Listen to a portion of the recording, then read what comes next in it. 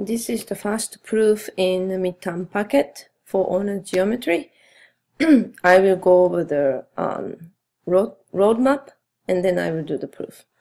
Okay, when x is midpoint of GE and DF, so these are congruent and these are congruent, and you want to prove that DEF is congruent to FGD. So you want to make these two triangles congruent.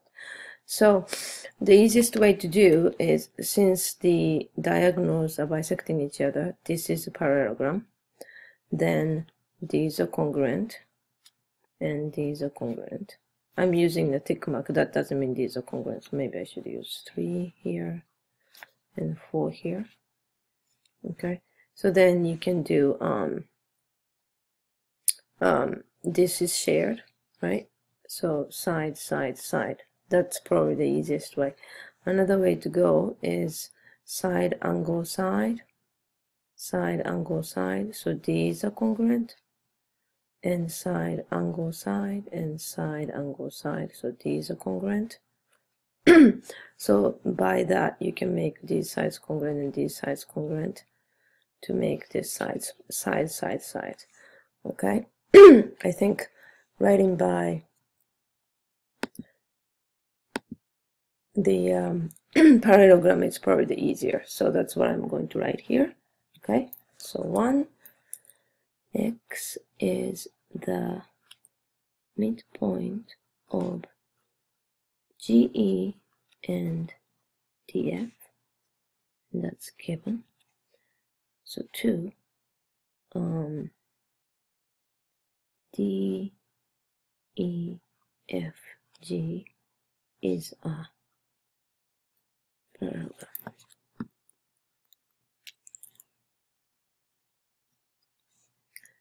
If diagonals bisect each other, quad is a pair.